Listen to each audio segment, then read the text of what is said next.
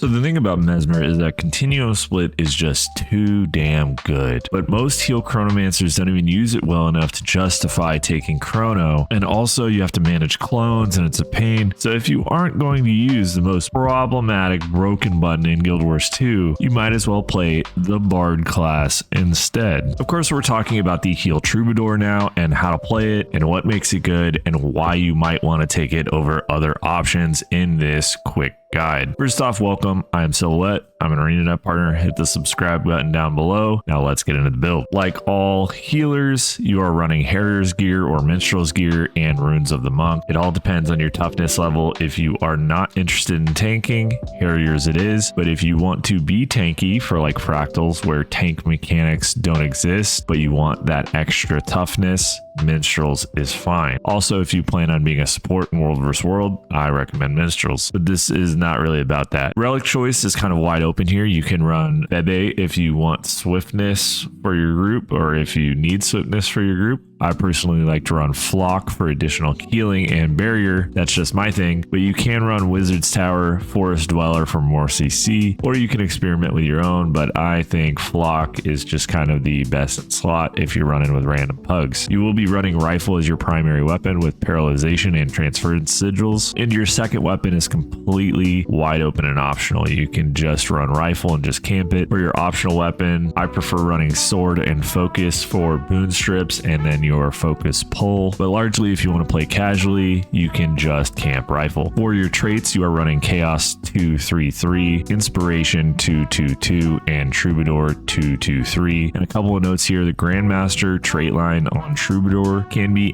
any of the three. This one is Altered Chord, and it's just kind of the best all-arounder, while the others are good as well if you don't need CC or you want more consistent CC instead of flexibility with your F5 skill. Overall, don't overthink it. Altered Chord is fine. Just run what you want, but one of them gives you more healing, one of them gives you a little bit more consistent CC, and this one is kind of like the best all-arounder because you can choose how your crescendo interacts, right? The utility skills. First off, Mantra of Recovery. This will help you maintain your notes and give you a couple of procs of either Bebe or Flock. That is your heal mantra. This is the best in slot. You get multiple charges of it, and then each charge interacts with your traits, which makes it super good. The only other optional is your Troubadour heal. That's like a big burst heal, but I recommend Mantra of Recovery. And your only other skill that is really mandatory for this build is Tale of the Soulkeeper. The rest of them are wide open. I personally run the Mantra of Concentration for stability and Aegis, Tale of the Honorable Rogue for Aegis and super speed, and the elite I take is Tale of the August Queen for the distortion. Although Signet of Humility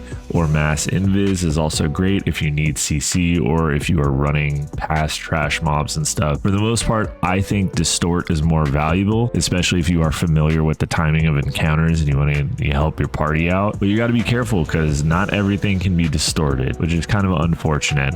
Some of the new stuff cannot be distorted. A lot of the older stuff can be distorted. So take it with a grain of salt. Signet of Humility is also equally good if your team needs more CC. So how do you play this class? Well, most of your boons and healings come from your Rifle and your F skills, unsurprisingly, and you'll need notes to do so. These are your clones of this class, or your Blade. This is kind of like the heal version of the Virtuoso class. So your Rifle 2, your heal skill, your Rifle 4, and Tale of the Soulkeeper, while your F1 are active, is all the ways that you generate notes or you generate clones using this build. There's plenty of ways, as you can see. The rest of the time you use all of your F skills to consume these notes that you generate, and then you use F5 after the instrument that you want to juice up. So typically this will be F3 for your drums or F4, which is your harp. So F3 will give you more DC, F4 will give you more healing, and beyond that you want to just make sure you use F5 when you have all of your instruments playing so you could kind of juice up your team as a whole. Just a couple of notes here, pardon the pun. On Rifle 3 you only use the first half of it to grant boons, so if you double tap it you don't get the boons. You want to just throw it out there, let it expire on its own. And Rifle 5 grants barriers, so you only need to shoot the first skill of that that skill as well, unless you want the rifle portal. So skill 3 and skill 5, you just use it once, you don't use the second activation. And that's the build. Once again, I'm an ArenaNet partner.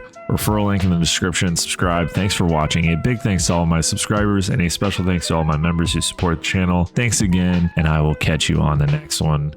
Peace.